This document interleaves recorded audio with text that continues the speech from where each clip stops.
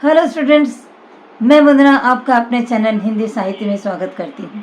मैं यूँ तो मेघालय बोर्ड के हिंदी के लिए जो प्रस्तावित क्लास 10, क्लास 12 की पुस्तक है उसके लिए मैं चैनल में बनाती थी, लेकिन इस बार ग्रामर के परीक्षा के लिए मैंने संधि को अपना विषय बनाया है, क्योंकि संधि परीक्षाओं में आती हैं। भले भी 2-4 नंबर के लिए आती हूँ, लेकिन संधि आती है। तो संधि की शुरुआत होती है स्वर संधि से, दूसरी संधि होती है व्यंजन संधि, तीसरी संधि होती है विसर्ग संधि। यूँ तो ग्रामर के लिए मेघालय बोर्ड क्लास 10 में विसर्ग संधि को ही रखा गया है, लेकिन स्वर संधि से शुरुआत होती है, तो मैंने अपने विषय को स्वर संधि से शुरू किया है। आप स्वर संधि देखिए, व्यंजन संधि देखिए, उसके बाद आपको विसर्ग संधि के बारे में पता चलेगा, क्योंकि ये स्टेप बाय स्टेप होता है। सबसे आसान होता है स्वर संधि, उसके बाद होता है व्यंजन संधि, उसके बाद होती है विसर्ग संधि। तो हम लोग स्टार्ट करेंगे संधि में स्वर संधि से। तो पहला है स्वर संधि। आप ये देखेंगे पहले संधि किसे कहते हैं। तो संधि किसे कहते हैं ये जानना सबसे आवश्यक है कि दो वर्णों के मेल से बने हुए शब्दों को संधि कहा जाता है। जब कभी दो शब्द आपस में मिलते हैं, अलग अलग शब्द, और वो मिलने के बाद जब एक शब्द बनता है, उसको कहते हैं संधि। जैसे आप देखें हिम धन आलय, हिम का मतलब होता है बर्फ, आलय का मतलब होता है घर। तो हिमालय होता है यानी बर्फ का घर, ऊंचे पहाड़ का नाम है। तो इस तरह दो शब्दों को जुड़ने पर जब एक शब्द बनता है, ऐसे ही शब्द को संधि कहते हैं। तो हम स्टार्ट करते हैं स्वर संधि। आइए आगे बढ़ते हैं। स्वर संधि को आप ऐसे समझ सकते हैं कि जब दो स्वरों में पूर्ण समीपता आती है, तो उन समीपता के कारण एक या दोनों वर्णों में जब कोई परिवर्तन होता है, तो उसको ही स्वर संधि कहते हैं। इसका एग्जाम्पल आप जब आगे देखेंगे तो आप पूरी तरह समझ जाएंगे। जब दो स्वर आपस में जुड़ते हैं और जुड़ने के कारण दोनों में परिवर्तन होता है, दोनों की समीपता होती है, तो क्या परिवर्तन होता है, ये जब आप संधि के उदाहरण को देखेंगे तो आप समझ जाएंगे। तो स्वर संधि में दो स्वरों के मेल को स्वर संधि कहते हैं। चलिए स्टार्ट करते हैं। उदाहरण, स्वर संधि को आप ऐसे समझ सकते हैं कि जब दो स्वरों में पूर्ण समीपता आती है, तो उन समीपता के कारण एक या दोनों वर्णों में जब कोई परिवर्तन होता है, तो उसको ही स्वर संधि कहते हैं। इसका एग्जाम्पल आप जब आगे देखेंगे तो आप पूरी तरह समझ जाएंगे। जब दो स्वर आपस में जुड़ते हैं और जुड़ने के कारण दोनों में परिवर्तन होता है, दोनों की समीपता होती है, तो क्या परिवर्तन होता है, ये जब आप संधि के उदाहरण को देखेंगे तो आप समझ जाएंगे। तो स्वर संधि में दो स्वरों के मेल को स्वर संधि कहते हैं। चलिए स्टार्ट करते हैं। उदाहरण के लिए हम लोग को पहले स्वर संधि के प्रकार को जानना आवश्यक है। तो पहले हम लोग स्वर संधि के प्रकार को जान लेते हैं, उसके बाद स्वर संधि के बारे में विस्तार से जानेंगे। तो स्वर संधि के 8 प्रकार हैं। पहला है दीर्घ स्वर संधि, दूसरा है गुण स्वर संधि, तीसरा है वृद्धि स्वर संधि, चौथा है यण संधि, पांचवा है पूर्व रूप संधि, छठवां है पर रूप संधि, सातवां है ऋस्वीकरण और आठवां है प्रकृति भाव। तो इस तरह स्वर संधि को 8 भागों में बांटा गया है, और आठों में थोड़ा अलग अलग तरीके का फॉर्मूला इस्तेमाल होता है। आप उसको मैथमेटिकल फार्मूला भी मान सकते हैं। तो स्वर संधि में सबसे पहली संधि आती है दीर्घ स्वर संधि। तो दीर्घ स्वर संधि की विशेषता यह है कि ह्रस्व या दीर्घ, ह्रस्व का मतलब होता है छोटा और दीर्घ तो बड़ा है, आपको पता है। तो ह्रस्व या दीर्घ यानी छोटा और बड़ा, अ, ई, उ, छोटी ई और उ जब आपस में मिलते हैं तो दोनों ही मिलकर अपनी ही जाति का बड़ा स्वर बन जाते हैं, तो वहां पर दीर्घ स्वर संधि होती है। जैसे अ और अ मिलेगा तो वहां पर आ बनेगा, आ और अ मिलेगा तो भी आ बनेगा। इस तरह आप एग्जाम्पल जब देखेंगे तो आपको दीर्घ स्वर संधि समझ में आ जाएगी कि ह्रस्व अथवा दीर्घ दोनों तरफ, छोटा या बड़ा, दोनों तरफ आपस में जब मिलेंगे तो अपनी ही जाति का बड़ा स्वर बन जाता है। इसको दीर्घ स्वर संधि कहते हैं। तो उदाहरण देखिए कि पुस्तक में जो सबसे पहला उदाहरण दिया है, शब्द धन अर्थ बराबर होता है शब्दार्थ। आप धन को सुन के कंफ्यूज मत होइएगा, क्योंकि हिंदी में प्लस के निशान को धन बोलते हैं। तो जब भी मैं धन बोलूंगी आप उसको प्लस का निशान समझ लीजिएगा। संस्कृत में इसी तरह पढ़ा जाता है, क्योंकि हिंदी वर्जन है। तो शब्द धन अर्थ, धन का अर्थ होता है प्लस, तो वहां पर प्लस का निशान दिया रहता है, यानी जोड़ का। तो शब्द और अर्थ जब आपस में जुड़ते हैं तो बनता है शब्दार्थ। तो उसके लिए आपको समझना होगा कि शब्द जब हम बोलते हैं, आखिरी जो द व्यंजन बोलते हैं, त व्यंजन के बाद जो अ का स्वर निकलता है वो और अर्थ का अ दोनों मिलकर शब्दार्थ का निर्माण करते हैं। तो आप इसी तरह एग्जाम्पल को समझते चलिएगा। दूसरा शब्द दिया है देवधन आलय। तो देव और आलय, वह देव में जो अ है वह के साथ जो अ स्वर आ रहा है वो अ, और आलय का आ दोनों मिलकर आ हो जाएंगे। तो देवधन आलय अर्थात देवालय होता है। तीसरा शब्द है विद्या धन अर्थी। धन का मतलब आप प्लस के निशान को समझिएगा। विद्या धन अर्थी, तो विद्या का आ और अर्थी का अ दोनों मिलेगा तो अपना ही जाति का स्वर हो जाएगा, बड़ा स्वर, तो आ हो जाएगा। तो अ प्लस आ मिलकर यहाँ पर आ हो जाएगा। तो विद्या धन अर्थी विद्यार्थी होगा। तो इस तरह आपके दीर्घ स्वर संधि में छोटा छोटा मिलेगा तो भी बड़ा होगा, बड़ा और छोटा मिलेगा तो भी बड़ा ही होगा। आखिरी वर्ड दिया है विद्या धन आलय। विद्या का आ, आलय का आ दोनों मिलेगा तो आ ही बनेगा। तो विद्या धन आलय होगा विद्यालय। तो आप एग्जाम्पल देखते चलिए, आपको समझ में आसानी से आता चलेगा। जब भी छोटा छोटा मिलेगा तो बड़ा होगा, बड़ा छोटा मिलेगा तो बड़ा होगा। चलिए स्टार्ट करते हैं आगे। देखेंगे छोटी बड़ी का दोनों मिलेंगे तो अपनी जाति का बड़ा बनेंगे। तो देखेंगे रवि धन इंद्र। आपके एग्जाम्पल में देखिए रवि धन इंद्र, रवि में छोटी है, इंद्र में भी छोटी है, दोनों मिलकर बड़ी ई रविंद्र बन जाएंगे। व को बड़ी कर देंगे तो शब्द बनेगा रविंद्र। तो इस तरह रवि धन इंद्र रविंद्र, मुनि धन ईश मुनीश, कपि धन ईश कपीश, नदी धन ईश नदीश। वो सब अपनी ही जाति का बड़ा बनेंगे। आप ध्यान से देख लीजिए। तो नदी धन ईश नदीश देखा आपने। उसके बाद लघु धन उद्यान, ऊ वाला देखिए, उस स्वर का देखिए, लघु धन उद्यान, आंसर होगा लघु उद्यान, घ में बड़ा हो जाएगा। तो लघु धन उद्यान लघु उद्यान, लघु धन उर्मी लघु उर्मी हो जाएगा। वधु धन उत्सव वधुत्सव होगा। तो यही आपको परीक्षा में लिखते चलना है। आपको संपूर्ण वर्ड मिलेगा, आपको संधि करना है। तो वधु धन उत्सव वधुत्सव करने के बाद आपका ये दीर्घ स्वर संधि समाप्त होती है। अब दूसरी संधि पर आते हैं। दूसरी संधि होती है गुण संधि, जिसका सूत्र है आद्गुण। तो गुण संधि में क्या पहचान होती है उसकी कि पहला शब्द जो हो उसमें अ हो या आ हो, और दूसरा शब्द में छोटी या बड़ी हो। आप ध्यान दीजिएगा, पहले शब्द में अ, दूसरे शब्द में छोटी या बड़ी हो, तो दोनों मिलकर ए का निर्माण करते हैं। तो देखिए, आपको उदाहरण देखने से समझ में आ जाएगा कि नर धन इंद्र। तो नर बोलने पे जो र के साथ आकार का स्वर आता है, तो नर और दूसरे शब्द का इंद्र दोनों मिलकर ए हो जाएगा तो शब्द बनेगा नरेंद्र। इसी तरह सारी संधियों का है। दूसरा शब्द आता है देवधन ईश। तो देवधन ईश आता है तो देव का अ और इधर ईश का बड़ी ई, तो अ के बाद इधर बड़ी ई आता है तो ये भी मिलकर ए होगा। तो देवधन ईश देवेश हो जाएगा। तीसरा उदाहरण आपको देखने में आएगा संधि महाधन इंद्र। तो महा का आ, इंद्र का छोटी ई, तो महाधन इंद्र मिलकर दोनों हो जाएंगे ए, तो महेंद्र बन जाएंगे। तो महेंद्र का संधि विच्छेद होगा महाधन इंद्र। नरधन इंद्र देवधन ईश महाधन इंद्र। इस तरह महाधन ईश एक शब्द है, आपका उदाहरण देखिए। तो महाधन ईश वो बनेगा महेश। तो किसी भी पहले वर्ड में अ या आ आए और दूसरे वर्ड में छोटी या बड़ी ई आए तो दोनों ही मिलकर ए बनेंगे। आप इसको ध्यान देंगे तो समझ जाएंगे।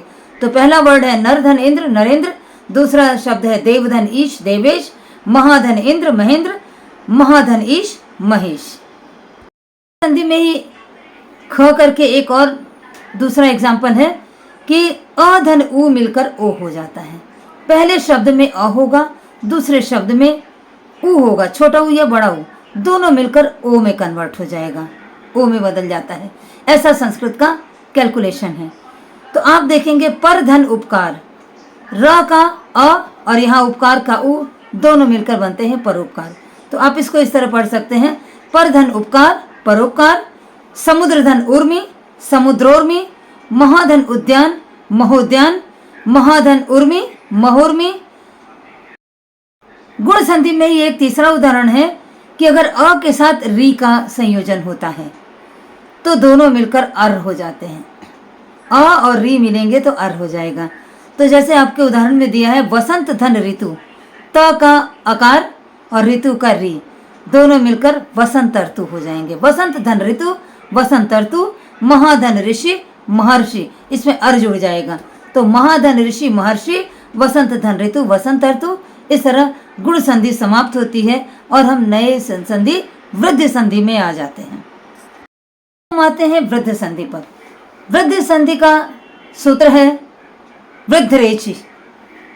वृद्धरेचि है तो वृद्धरेचि में ऐसा होता है कि अ या आ के बाद ए आए तो वो ए में कन्वर्ट हो जाता है।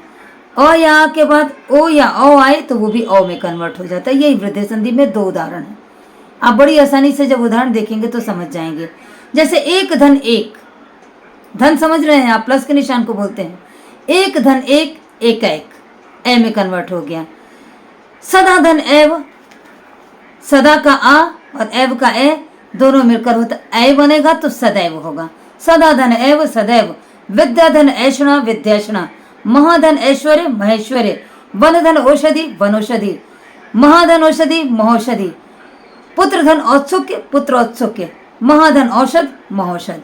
इस तरह वृद्धि संधि समाप्त होती है। अब आते हैं यण संधि। यण संधि का सूत्र है इको यणचि। इको यणचि के अनुसार यदि किसी भी दीर्घ या ह्रस्व ई उ री पहले शब्द में हो और दूसरे शब्द में ई उ री के अलावा यानी अपनी जाति के अलावा कोई दूसरा शब्द हो तो ई को य हो जाता है, उ को व हो जाता है और री को र हो जाता है। आप उदाहरण देखेंगे तो बड़ी आसानी से समझ जाएंगे।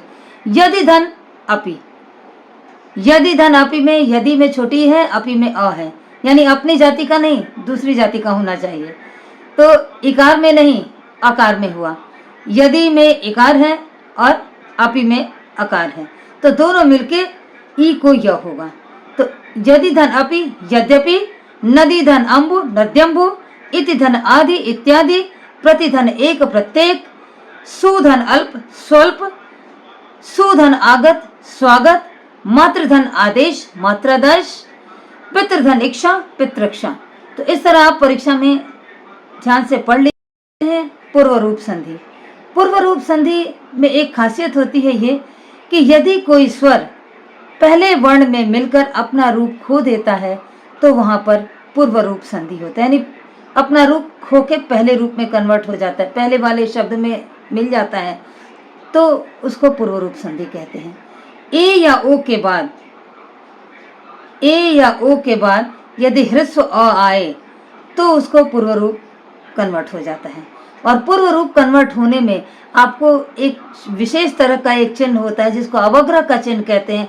वो अपना रूप खोकर अवग्रह के चिन्ह के रूप में आ जाता है और वो अवग्रह का चिन्ह कहलाता है। ग्रामर में उसको अवग्रह का चिन्ह कहते हैं। तो जब आप उदाहरण देखेंगे तो बड़ी आसानी से समझ जाएंगे। यशा धन अभिलाषा, यशा धन अभिलाषा यशोभिलाषा हो जाता है। मना धन अनुकूल, मनोनुकूल हो जाता है। मना धन अनुशासन, मनोनुशासन हो जाता है। मना धन अनुकूल, मनोनुकूल। मना धन अनुशासन, मनोनुशासन। इस तरह उसका उदाहरण हो जाता है। तो इसमें तीन उदाहरण हैं। यशाधन अभिलाषा याद कर लीजिए आप, मनाधन अनुशासन, मनोनुशासन और मनाधन अनुकूल, मनोनुकूल। वो एस की तरह जो निशान बना है वही अवग्रह का निशान होता है। उस अब स्वर संधि के छठवें संधि पररूप संधि में आ जाते हैं। इसकी विशेषता है कि जब पहला स्वर अगले वर्ण में मिलकर अपना रूप खो देता है तो उसे पररूप संधि कहते हैं। तो पररूप, आप एग्जाम्पल देखिए। जब धन ही, जब ही। तब धन ही, तभी। रूप बदल जा रहा है। सब धन ही, तो ब भी चेंज हो जा रहा है, ही भी चेंज हो जा रहा है, दोनों मिलकर सभी बन जा रहा है। तो जब दोनों बदलकर अलग रूप ले लेते हैं तो यहाँ पर पररूप संधि हो जाती है। तो ध्यान दीजिए, जब धन ही, जभी। तब धन ही, तभी। सब धन ही, सभी। इस तरह आपका छठे नंबर का संधि पररूप संधि समाप्त होता है। अब आते हैं सातवें नंबर के संधि ह्रस्वीकरण में। नंबर की स्वर संधि है ह्रस्वीकरण। इसकी विशेषता क्या है कि जब आ यानी बड़ अ के बाद वाला शब्द आ, बड़ी ई या बड़ा ऊ पहले शब्द में आए और उसके बाद वाले शब्द में कोई व्यंजन वर्ण जुड़ जाता है, कोई अन्य वर्ण जुड़ जाता है, तो वो छोटे में कन्वर्ट हो जाता है। इधर बड़ा हो पहले शब्द में आ, बड़ी ई, बड़ा ऊ, और दूसरे साइड में कोई भी अन्य वर्ण जुड़ जाए तो ये क्या होता है, बड़ा ऊ, बड़ा वाला जो है आ, बड़ी ई, बड़ा ऊ, ये छोटे में कन्वर्ट हो जाता है, ह्रस्व में कन्वर्ट हो जाता है। तो उदाहरण के लिए आप देखेंगे कि नदी धन या, नदी में बड़ी है और यहाँ या है, तो ये नदी जो है ये छोटी में कन्वर्ट हो जाएगा और क्या बनेगा, नदियाँ छोटी के साथ। नदी धन या नदियाँ, कुमारी धन या कुमारियाँ, भालू धन ओ भालुओं, लड़का धनपन लड़कपन, बड़ा धनपन बड़कपन। ह्रस्वीकरण का एक और दूसरा उदाहरण भी है जिसमें आप देखेंगे मीठा धन आस मिठास दिया है, तो मीठा आकार और यहाँ आस दिया है, दोनों जब कन्वर्ट होते हैं तो छोटी हो जाता है मीठा में, तो वो हो जाता है मिठास छोटी ई के साथ। तो मीठा धन आस छोटी ई आगे लग जाएगी और ये हो जाएगा मिठास। हाथ धन कड़ी हथकड़ी, हा जो है हा का आकार हट जाएगा और ये लग जाएगा हथकड़ी। दूसरा है कान धन कटा, कनकटा हो जाएगा। तो इस तरह इसका एग्जाम्पल है मीठा धन आस मिठास, हाथ धन कड़ी हथकड़ी, और तीसरा है कान धन कटा कनकटा। तो प्रतिभाव कहते हैं, यानी जैसा रहता है वैसा ही हो जाता है। तो इसके उदाहरण बहुत कम है, आपको एक ही उदाहरण दिया है, अतः धन एव जुड़कर हो जाएगा अतएव।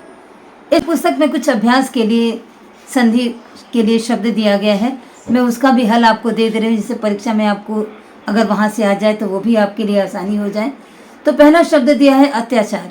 अत्याचार का संधि विच्छेद होगा अति धन आचार अत्याचार, ये जड़ संधि दीर्घ संधि में जड़ संधि होता है। दूसरा शब्द है महाधन उत्साह, ये होगा महोत्साह, ये गुण संधि के अंतर्गत आता है। राक्षस धन इंद्र राक्षसेंद्र, ये होगा गुण संधि के अंतर्गत। चौथा है वस्त्र धन अलंकार वस्त्र अलंकार। उपेक्षा, उसका संधि होगा उपधन इच्छा उपेक्षा, ये गुण संधि हो जाएगा। इसके बाद है परीक्षा। परीक्षा का संधि विच्छेद होगा परिधन इच्छा, परि छोटी में लगाएंगे और इच्छा छोटी, दोनों मिलकर परीक्षा, ये भी दीर्घ स्वर संधि हो जाएगा। परिधन इच्छा परीक्षा। अलग दूसरा शब्द है प्रतीक्षा, प्रतिधन इच्छा, दोनों मिलकर प्रतीक्षा, ये भी दीर्घ स्वर संधि हो जाएगा। प्रत्युपकार प्रतिधन उपकार। स्वागत पहले ही बता चुके हैं, सुधन आगत स्वागत, ये जड़ संधि के अंतर्गत आता है। महेंद्र महाधनेन्द्र महेंद्र, ये भी गुण संधि के अंतर्गत आता है। धनैश्वर्य धन धन ऐश्वर्य धनैश्वर्य होगा, तो धनैश्वर्य भी वृद्धि संधि के अंतर्गत आता है। विद्यार्थी विद्याधन अर्थी, ये दीर्घ स्वर संधि है।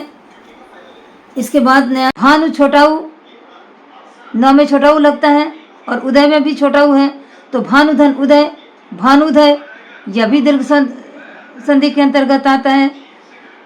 आगे वाला शब्द है दिनेश सूर्योदय सूर्यधन उदय, य के अंतर्गत जो अ आ रहा है यहाँ ऊ है, तो अ ऊ मिलकर सूर्योदय गुण संधि के अंतर्गत आ जाता है।